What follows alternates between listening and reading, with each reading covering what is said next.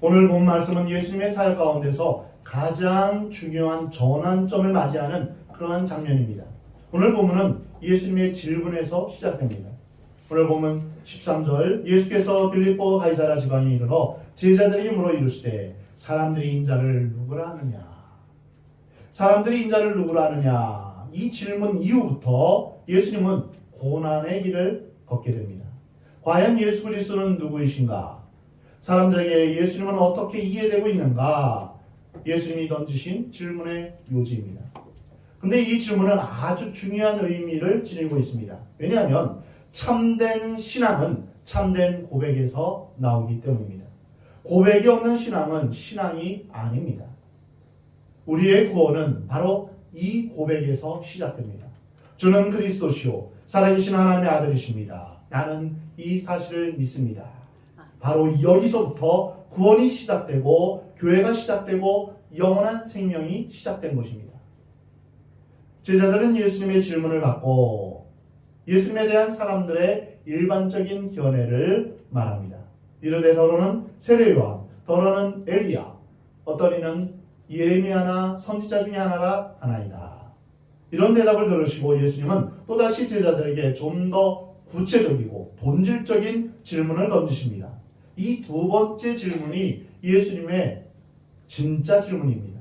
오늘 본문 15절에 이르시되 너희는 나를 누구라 하느냐. 예수님은 오늘의 우리에게도 이 질문을 똑같이 하고 계십니다. 너는 나를 누구라고 생각하고 여기 와서 예배드리고 있느냐. 이렇게 질문하고 계십니다. 우리는 이 질문에서 두 가지 중요한 내용을 알 수 있습니다. 첫째는 예수님이 왜 이 질문을 이렇게 중요하게 여기셨나 하는 것입니다. 두 번째는 이 질문에 대해서 베드로가 중요한 고백을 했는데 이 고백이 어떤 내용인가 하는 것입니다. 첫 번째로 예수님이 왜 이 질문을 그렇게 중요하게 생각하셨는가입니다. 우선 이 질문에는 예수님의 생애와 사역의 방향을 정리하는 의미가 있습니다. 예수님은 산상설교를 마치시고 산에서 내려오셔서 이제 본격적인 사역을 시작하셨습니다. 문둥병을 고치시고 귀신 들린 자의 귀신을 쫓아내시고 5,000명을 먹이시고 죽은 자를 살리셨습니다. 그리고 말씀을 선포하셨습니다. 천국의 진리를 가르치신 것입니다.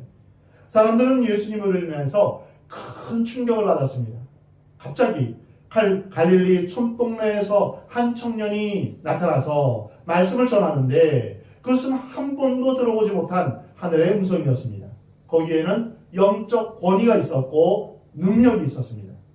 일어나라 하면 앉은 맹인가 일어나고 눈을 떠라 하면 맹인이 눈을 떴습니다. 무서운 광풍과 파도도 그의 말 한마디에 잠잠해졌습니다.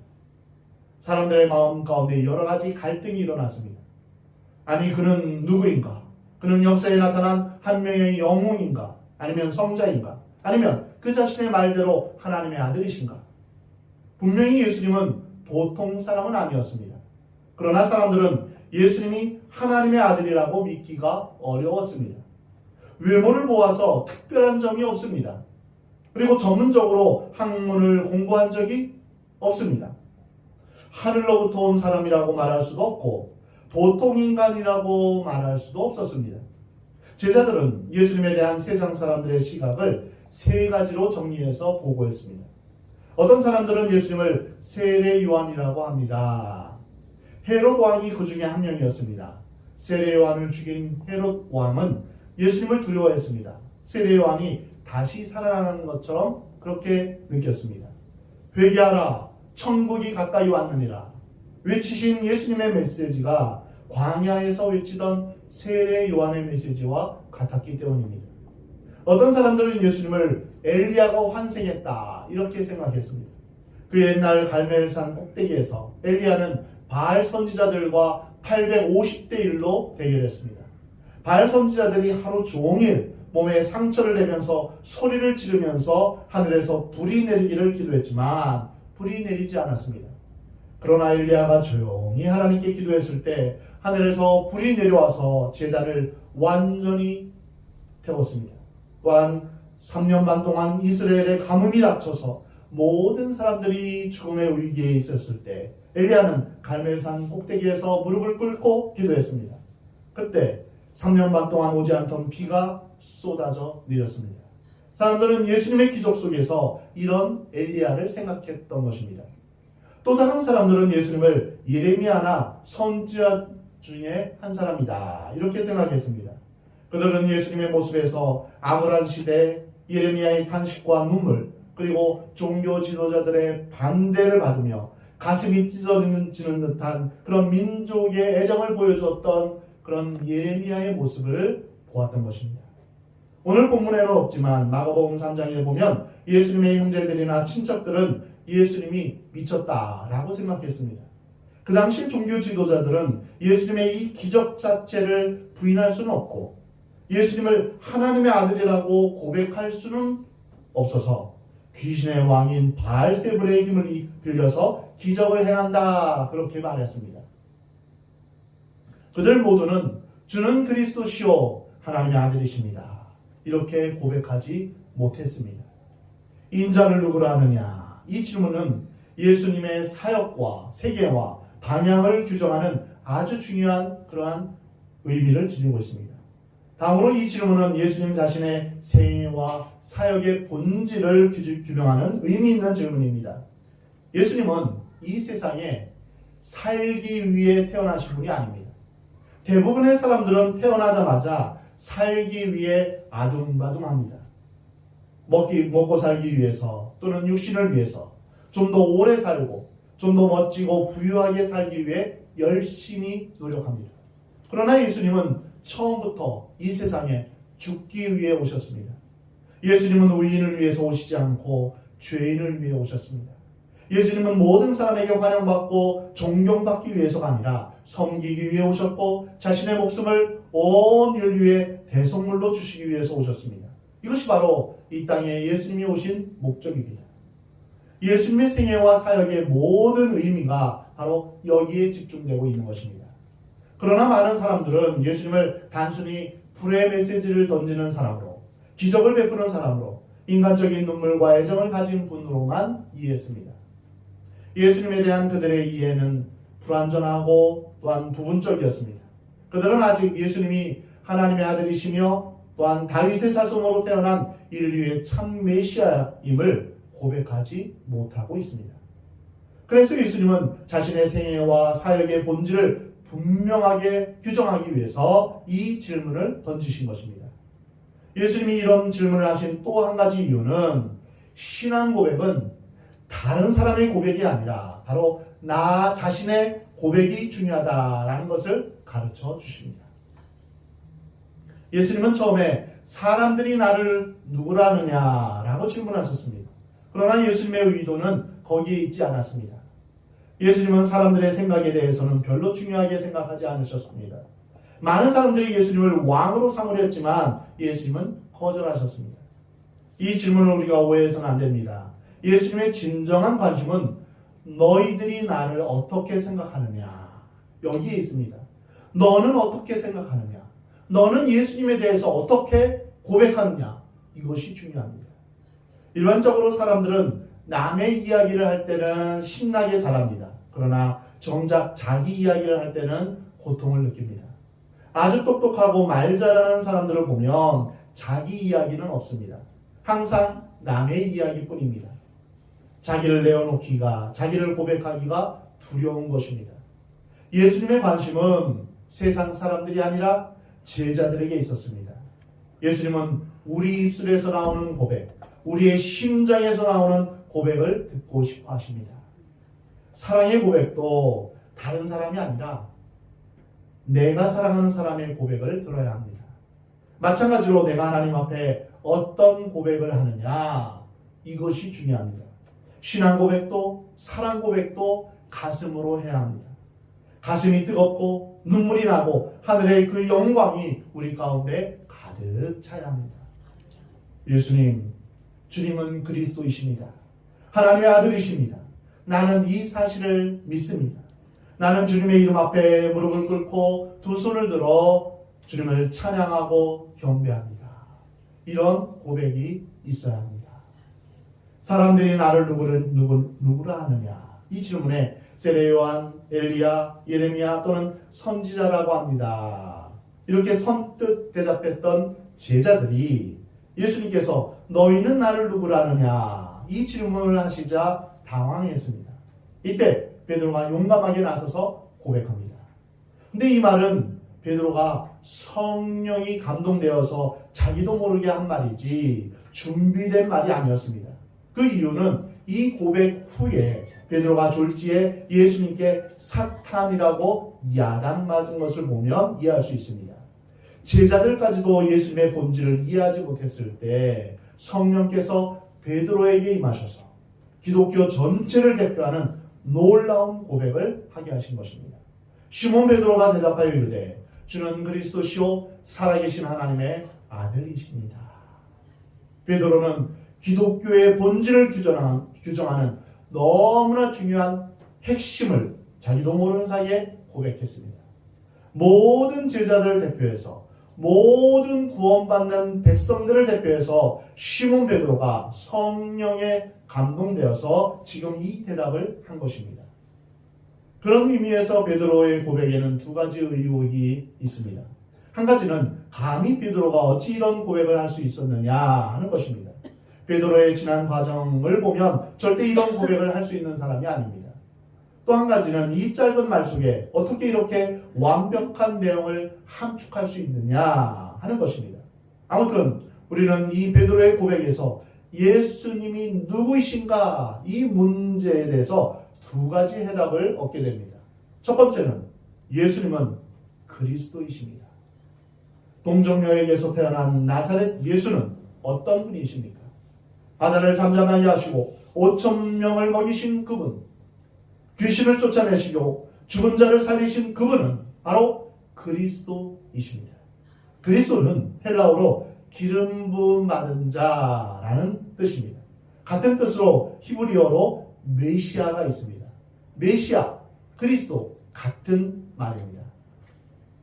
구약에서 기름을 부어서 세우는 직분은 왕, 제사장, 선지자입니다. 바로 예수님이 우리의 왕이 되어주시고 제사장이 되어주시며 우리의 선지자가 되어주신다는 의미입니다. 이 세 직분의 공통점은 하나님과 백성을 이어주며 백성들을 구원하는 사람이라는 뜻입니다. 그리스도는 새하늘과 새 땅을 완성하는 분이며 인류의 영원한 왕이 되시며 영원한 제사장이 되시며 영원한 선지자로서 온 인류를 구원하시기 위해 오신 분이십니다. 신약의 모든 성도들의 예수님에 대한 고백은 한마디로 예수님은 나의 주님이십니다. 예수님은 나의 그리스도이십니다. 이것보다 더 완벽하고 정확한 신앙 고백은 없습니다. 예수님은 질문하실 때 인자를 누구라 하느냐 이렇게 표현하셨습니다. 여기서의 인자는 단순히 사람의 아들이 아닙니다. 다니엘 7장 13절에 보면 인자는 사람의 모습을 한 하나님의 아들을 의미합니다. 그 인자는 곧 예수님이시며 이 예수님이 기름 부음 받은 바로 약속의 메시아 그리스도이신 것입니다. 예수님이 그리스도와 이 말은 바로 예수님을 통해서 모든 것이 다 이루어졌다는 것입니다. 구원이 성취되었고 영생과 부활이 이루어졌으며 천국과 축복도 예수님으로 인해서 이루어진 것입니다. 예수님이 이 땅에 오심으로 인하여서 하나님 나라가 이 땅에 오게 된 것입니다. 또한 예수님이 그리스도라는 것은 예수님이 내 죄를 포함해서 모든 인류의 죄를 다 용서해 주셨다는 것. 이것이 바로 우리에게 주신 예수가 그리스도다라는 의미입니다. 인류의 모든 죄를 지시고 십자가에서 완전한 속죄를 이루신 그 예수님이 바로 그리스도이십니다. 예수님이 그리스도다. 이것은 바로 예수님이 진실로 나의 주님이 되셨다는 뜻입니다. 예수님은 나의 주인이십니다. 우리의 삶의 주인이십니다. 예수님은 나의 전부입니다. 예수님은 내 인생의 영원한 소망이 되시는 분입니다. 나는 영원토록 그분을 섬기며 그분을 경배하며 예수님이 우리의 주님이 되심을 우리가 영원토록 찬양하게 되는 것입니다. 그것은 바로 예수님이 그리스도이시기 때문입니다. 마귀가 하는 일은 무엇일까요? 바로 예수님이 그리스도임을 부인하게 만드는 것입니다. 내가 내 인생의 주인으로서 예수님을 거부하게 만드는 것, 이것이 바로 마귀가 하는 일입니다. 우리의 마음 문을 닫게 하고 예수님을 못 믿게 하는 것, 이것이 바로 마귀의 일입니다. 예수님을 향하여서 나의 주님이라고 고백하지 못하게 합니다. 모든 이단들의 공격 대상은 바로 예수님입니다. 예수님 대신에 교주 자체를 믿게 만드는 것입니다. 예수님은 우리의 그리스도가 되십니다. 두 번째로 예수님은 살아계신 하나님의 아들이십니다. 하나님은 어제나 오늘이나 영원토록 동일하십니다. 죽은 하나님이 아니십니다. 우상은 말도 못하고 걷지도 못하고 복도 주지 못하고 화도 주지 못합니다. 하나님은 죽은 우상과 다르십니다. 하나님은 죽은 하나님이 아니십니다. 관념의 하나님도 아니십니다. 지금도 살아 역사하시는 하나님이십니다. 우리와 함께 하시는 하나님이십니다. 사랑하는 성도 여러분, 하나님을 죽은 것처럼 여기지 마십시오. 절망하고 불안해하며 걱정과 염려하는 것은 하나님을 죽은 것으로 여기는 것입니다. 항상 우리를 지켜보시고 우리의 일거수일투족, 우리의 생각과 말까지 알고 계시는 하나님을 경외하시 바랍니다. 하나님을 두려워하시 바랍니다. 하나님께서 우리의 모든 것을 다 아심을 여러분 반드시 기억하시 바랍니다. 하나님은 우리와 함께 하시는 살아계신 하나님이십니다. 예수님은 단순한 인간이 아닙니다. 예수님은 4대 성인 중에 한 분도 아니십니다. 박애주의자도 아닙니다. 초자연적인 신비한 인물도 아닙니다. 신화적인 인물도 아닙니다. 인류 역사에 오셔서 BC와 AD, 기원 전과 기원 후의 분기점이 되어 주십니다. 올해는 예수님이 오신 지 2023년이 되는 해입니다. 이것은 무슨 뜻입니까? 예수님이 온 인류의 중심이며 역사의 주인공이 되심을 말씀하고 있는 것입니다. 예수님은 그리스도시요 하나님의 아들이십니다. 예수님은 지금도 살아계시며 장차 다시 오셔서 이 세상을 심판하실 심판주입니다. 우리는 죽음을 두려워할 필요가 없습니다. 다만 두려워해야 될 것은 우리가 하나님의 심판대 앞에 섰을 때 영원한 불못에 떨어질까 두려워해야 됩니다. 그러나 우리는 예수 그리스도를 믿는 한 그 둘째 사망에 처하지 않게 됨을 우리는 기뻐하며 찬양할 수 있는 것입니다. 아멘. 예수님이 하나님이시라면 무리를 걷는 것이 무슨 문제가 되겠습니까? 예수님이 하나님이시면 죽었다가 다시 살아나는 것이 무엇이 문제이겠습니까? 예수님이 하나님이시라면 불치병을 고치시는 것이 뭐 어려운 일이시겠습니까? 예수님이 하나님이라는 이 사실이 믿어지면 성경 전체가 믿어지는 것입니다. 아멘. 그리고 예수님이 지금도 살아계신 분을 우리가 느끼게 되고 경험하게 되는 것입니다. 아멘.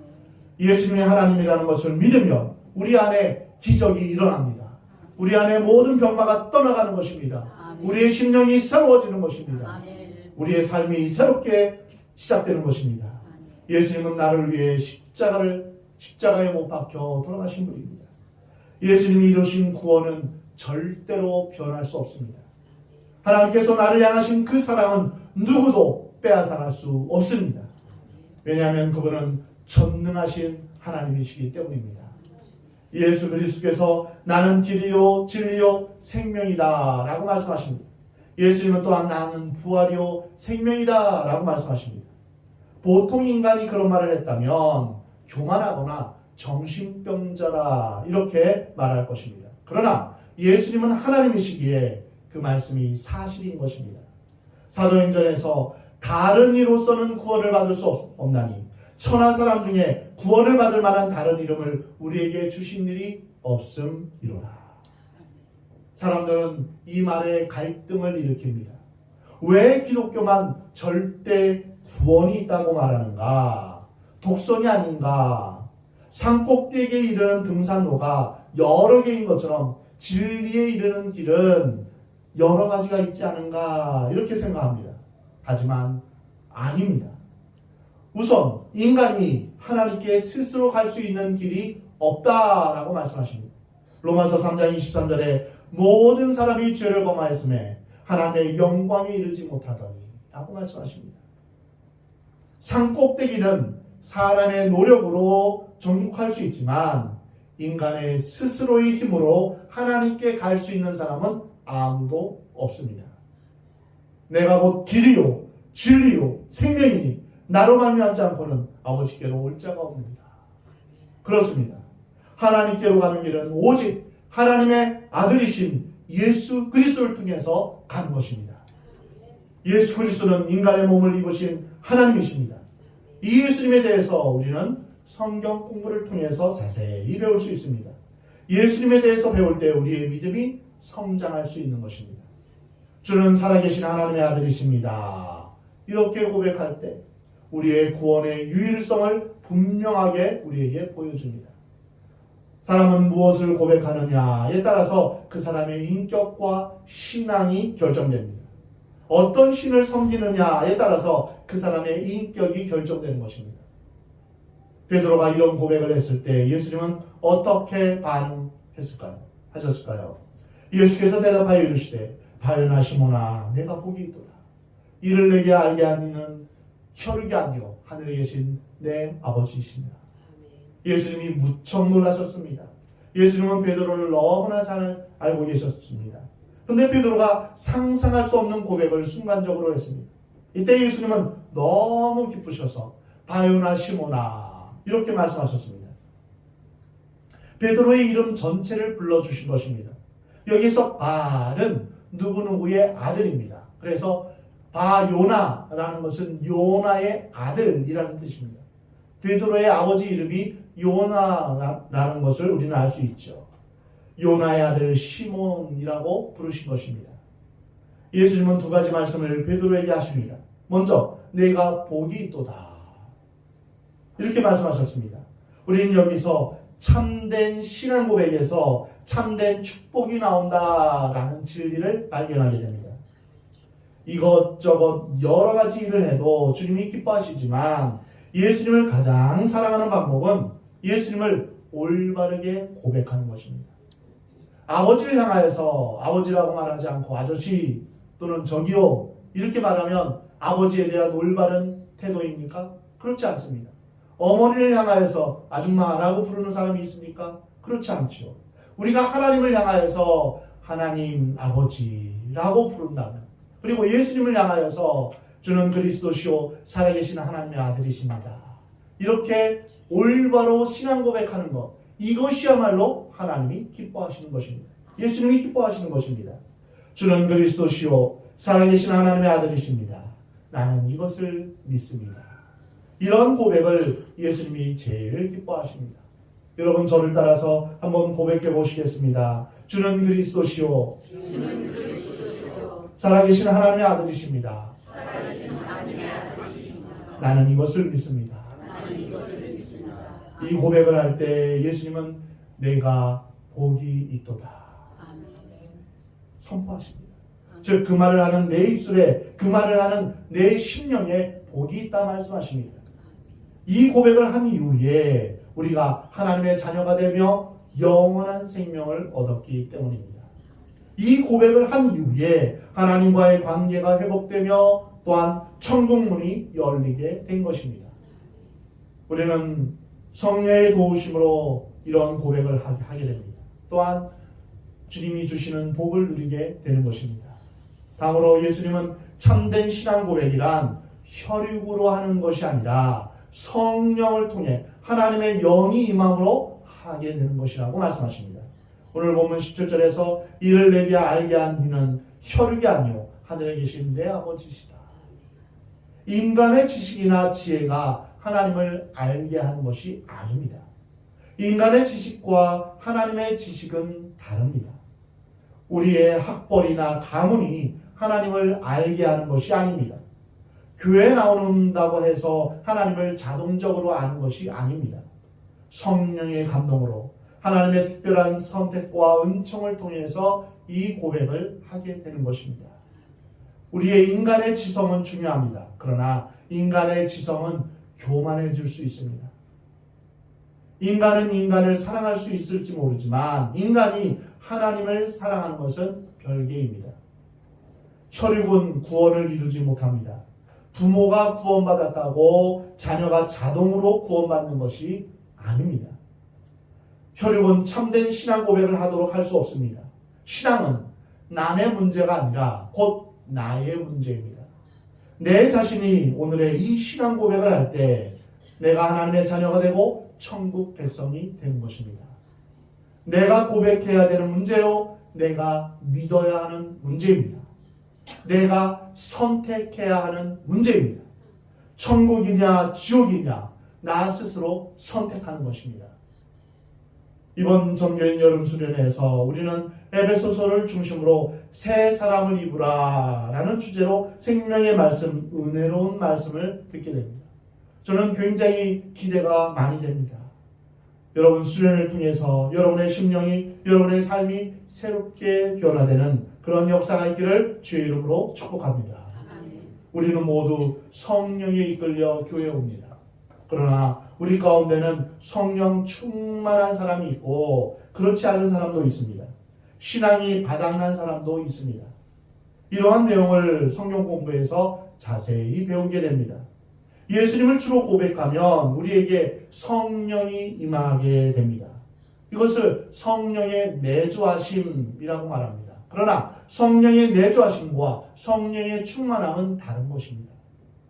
성령의 내주하심으로 말미암아 구원이 임하게 되지만 하나님의 자녀가 되지만 그것을 마음껏 기뻐하지 못하고 피부로 느껴지지 않는 것은 성령으로 충만하지 않기 때문입니다. 말씀으로 기도로 하나님의 영 성령으로 충만할 때 진정한 고백을 드릴 수 있는 것입니다.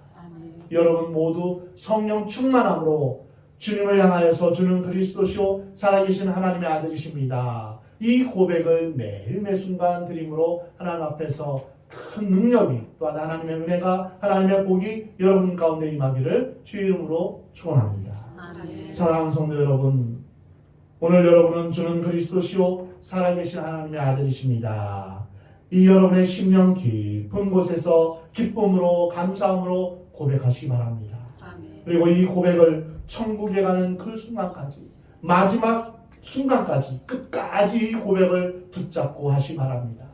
우리의 삶이 어떻든 어렵고 힘들고 고난 가운데 고통 가운데 있을지라도 주는 그리스도시요 살아계신 하나님의 아들이십니다. 이 신앙의 고백을 놓지 않고 주님 앞에 붙잡고 나가시 바랍니다. 그래서 이 고백을 하는 내가 복이 있도다 하는 축복이 저와 여러분에게 있기를 우리 하나님은 원하십니다.